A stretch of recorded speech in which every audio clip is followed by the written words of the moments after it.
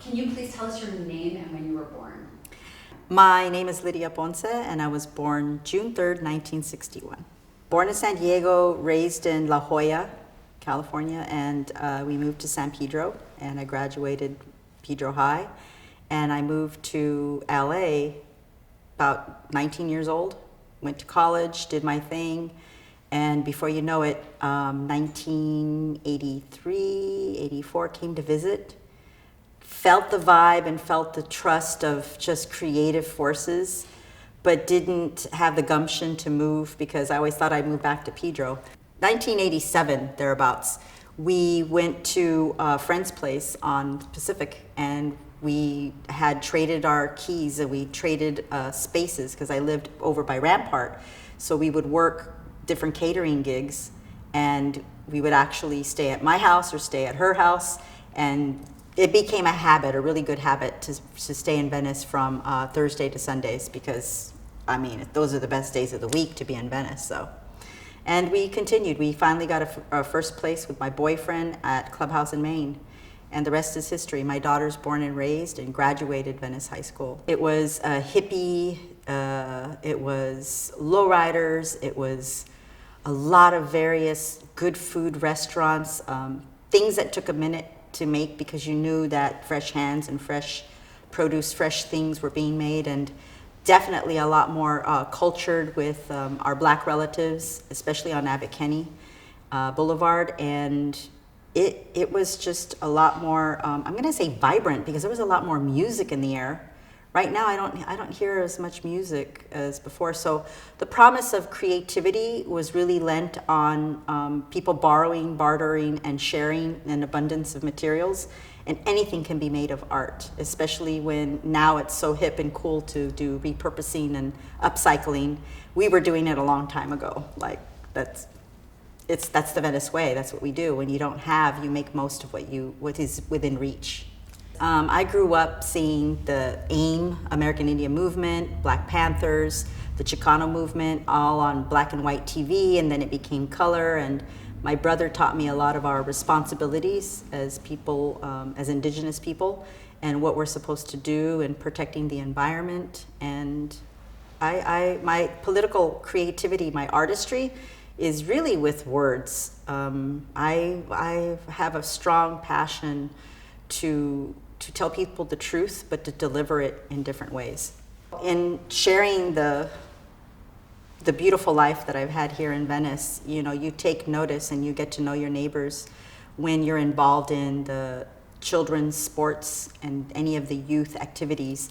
And what I noticed was there was a lot of changes happening politically about housing, and everything attached to housing, everything attached to being by the beach, within 2 miles radius, wherever the water is, that it became really politically heated in a lot of injustice. And what I was seeing on TV as a little girl was happening while my daughter was, 5, 6, and 7 years old. And I had to gather with the grandmothers and the aunties of Oakwood, and we formed, they already had different group circles, and definitely within their churches and within their families, they're all a lot related to each other. So as I got to know them and gain and garner a relationship and support and nurture trust, we faced the gang injunctions in different ways, and I just knew how to help or facilitate a different kind of support. In Spanish, we have a word called apoyo.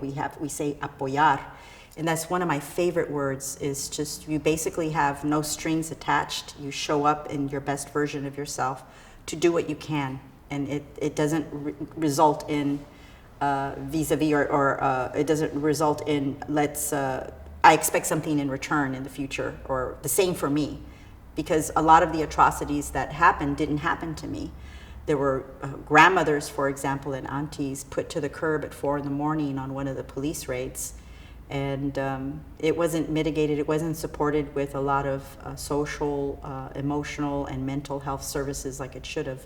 It was a lived short 6 months that they dedicated to support the damage done by the police, having broken windows, having put in tear gas at 4 a.m. and breaking down doors looking with pieces of paper, warrants of people that didn't exist in Venice or were still in jail or had passed, they had taken their journey, and people who actually paroled out far away from Venice because they couldn't afford to be here.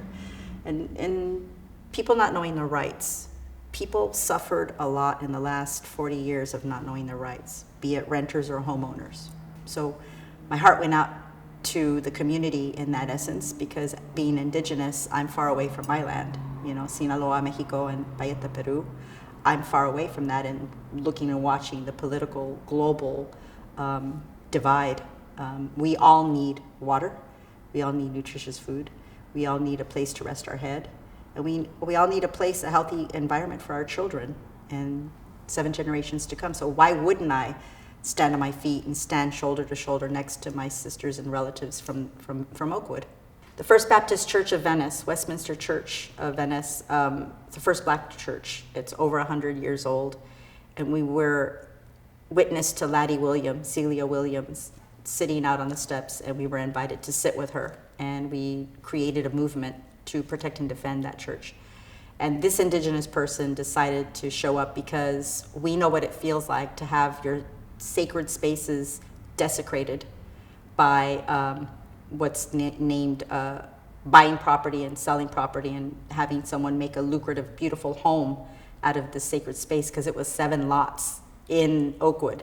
And that church still was revered, still was prayed for, and a lot of hope went into opening the doors, and we're still fighting. It's been protected historically. We're still fighting and creating spaces and time and trying to get the funds to renovate it and to build affordable housing on the parking lot. It was not an easy task, and there were 19 members of Save Venice who put in a lot of heart, a lot of sweat and tears and prayers, but that building still stands because we all stood together, and it took about 5-6 years to complete the full circle of protection. But I got a lot of flack for it because I'm Indigenous, and because we don't really typically go around, unless you're Christian, born again, or Catholic, defending churches, because there's a lot of reconciliation and a lot of forgiveness that has to be done. But people have to be sorry in those church realm organized religion spaces. They have to show up and apologize and provide something for the Indigenous people who suffered. I know that you're somehow involved in the Venice community housing and the Dell project and everything. Can you talk about what those projects are and what your involvement is? The Venice Dell affordable housing for very low income and for disabled and for veterans, for people who are more than deserving of living here in Venice. It's beyond the Mellow Act. It's that a lot of the people and their families have been here before. There's a lot of people who built Venice who no longer live here. Their ancestors, their descendants, 6 and 7 generations who cannot afford to live here and were tricked out of their properties. The Dell project specifically was reduced from 140 units to 120 units. And it does provide leverage to open up a boat launch area so people can actually access recreationally the ocean. And that's what we're about. We're about public access. The beach belongs to everyone. And we, upon review of the plans, they do plan to add about 27 more spaces for parking. And right now, there's a lot of people who have fear in their hearts or who believe that the canals are private or should be privatized, and it's kind of like the haves and the have-nots. And instead of seeing the humanity in it, I personally know and have witnessed at least 24 off-site apartments or units that are promised to the community, to the Venice community, that should have been built off-site 20 miles from where the projects were proposed. Over the last 30 years, I can think of maybe 1 or 2 that have been built. So you can't have what you want and at the same time make empty promises. It's definitely a colonial mind construct where I can go ahead and pay it later, or it's a debt never paid. So we keep living and building society on these empty promises. And I think that the Dell project would be a swift fixed in measure to bringing some people back that deserve to come back. They have a right to return. They were tricked or lied to, and they didn't know their renters' rights. And we're working with VCHC, with Venice Community Housing Corporation, in a good way. We've always showed up for their events and for the testimony of so many people that they've helped. And I think people are losing sight of what Venice is, because it's supposed to be for everyone, not select few. We who know each other's names and jobs and pets and challenges, we the community who still show up for one another. If my car broke down at Rose and Lincoln, chances are pretty good someone would drive by and know me and stop and help me. That kind of community is disappearing. It's disappearing because, we don't go to yoga and mass. We don't afford the $30 cheeseburgers elsewhere. We have a very original grit, OG, original grit, not gangster. We have original grit for Venice. And we know each other with a nod at the supermarket, or on the street. You acknowledge that you've survived, that you're still here. If Venice people feel that it's just and it's right, then they'll show up for you. They'll show up for you. I think that as far as our non-Indigenous, our white relatives, they need to learn how to be allies, and it's putting everyone forward on the trajectory of being better relatives.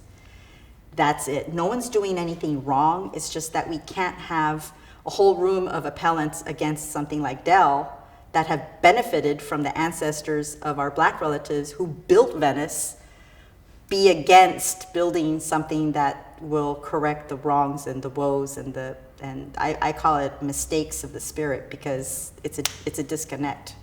How can we be so disconnected that they don't want anybody else living here?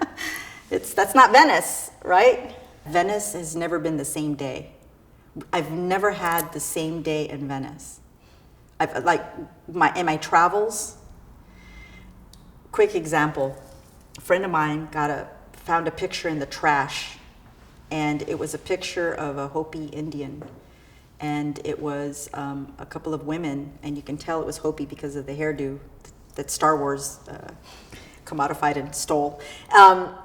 He gifted it to me, and I said, well, this isn't my tribe, but I know somebody who will appreciate it. It turned out to be her great, by 4 greats, grandfather's family, like that family, that from that the photographer showed up, and these particular photos are hard to find. And I mean, this picture was just like about 4 by 16, but in a bigger frame, and she revered it, she loved it, and couldn't have given her a better gift. She just had a baby girl, and I hadn't seen the baby, 4 months old when I first met her, and there we are, and so full circle. That's Venice. That's Venice.